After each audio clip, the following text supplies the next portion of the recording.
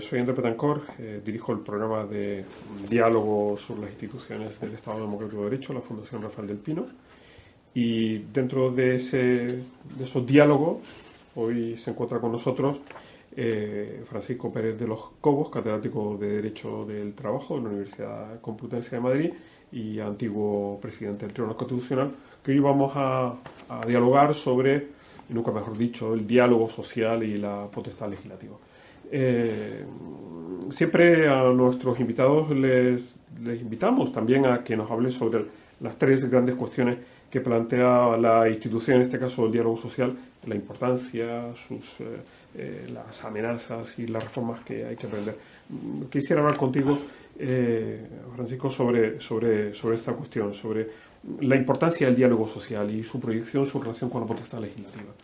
Bueno, yo creo que el diálogo social, en los 45 años que llevamos de vigencia a la Constitución y de desarrollo de nuestro sistema democrático, ha jugado un papel trascendental como instrumento de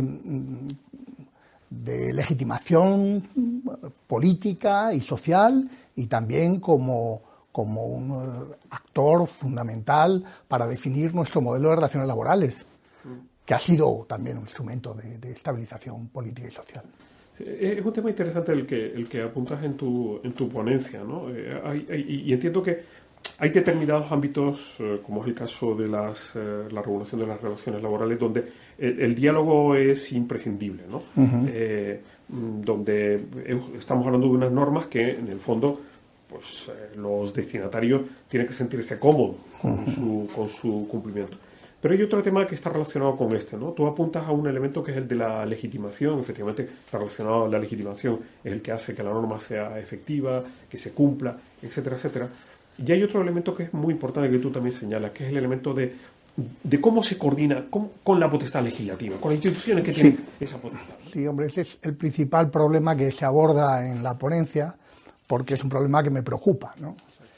Sin duda, el diálogo social ha jugado un papel fundamental, ya lo he dicho, pero sobre todo en los supuestos de legislación negociada, se producen tensiones con las instituciones a las que la Constitución encomienda la representación política, ¿no? Y sobre todo con el Parlamento.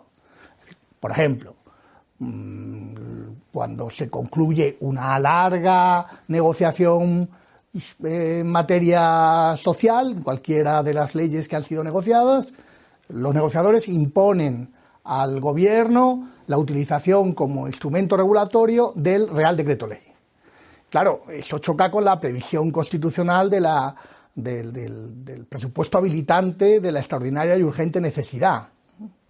Luego, la tramitación parlamentaria o se produce mal o no se produce. Es decir, hay veces en las que los propios negociadores sociales exigen el que el texto no sea tramitado como proyecto de ley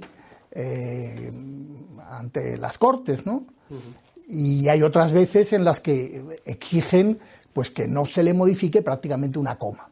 Y efectivamente eso ocurre, y eso ocurre en desoro de la representación parlamentaria y del procedimiento legislativo, y creo que en desoro de la propia norma, porque seguramente un debate parlamentario sosegado sobre el texto previamente negociado por los agentes sociales se depuraría de defectos que probablemente tenga.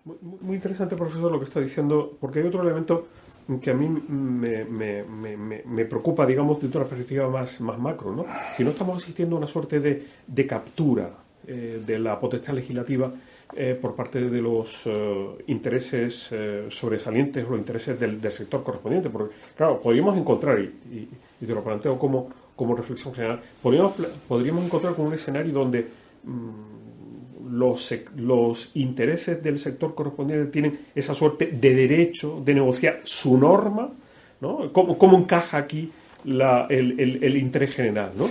Porque efectivamente puede ser un interés de los trabajadores, no lo pongo en duda, un interés de los empresarios, no lo pongo en duda, pero ¿cómo encaja en todo esto el interés general que no necesariamente tiene que ser coincidente con uno con otro, ¿no? Sin duda, cabe hacer ese parangón, esa comparación, pero yo quiero hacerte notar que, a diferencia de lo que ocurre con otros intereses, pues los intereses que representan los sindicatos y las organizaciones empresariales tienen reconocimiento máximo en el artículo 7 de la Constitución, donde se otorga un protagonismo también político a estos agentes.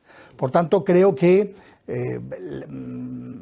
legitimidad y para hacer lo que hacen se la concede la propia Constitución, a diferencia de lo que ocurriría con otros grupos de interés. Eso no obsta que el problema que subrayas sea real. El artículo 7 de la Constitución dice: para la defensa de los intereses económicos y sociales que les son propios. Evidentemente, gestionan intereses de parte, no gestionan intereses generales. Por eso es tan importante buscar mecanismos de coordinación entre la representación corporativa, si quieres, y la representación política. Fantástico, fantástico. Bueno, profesor, yo creo que has planteado los grandes temas, los grandes retos, el cómo coordinar las instituciones tan importantes del diálogo social con la institución del Poder Legislativo, cómo coordinar esos intereses y, en definitiva, hacer realidad el desideratum del Estado democrático de derecho, ¿no? Que eso es lo que todos nos anima. De verdad que muchísimas gracias por aceptar esta invitación y, en fin, dejas abiertos muchos temas sobre los que seguro seguiremos hablando. Muchas gracias a vosotros. Muchas gracias.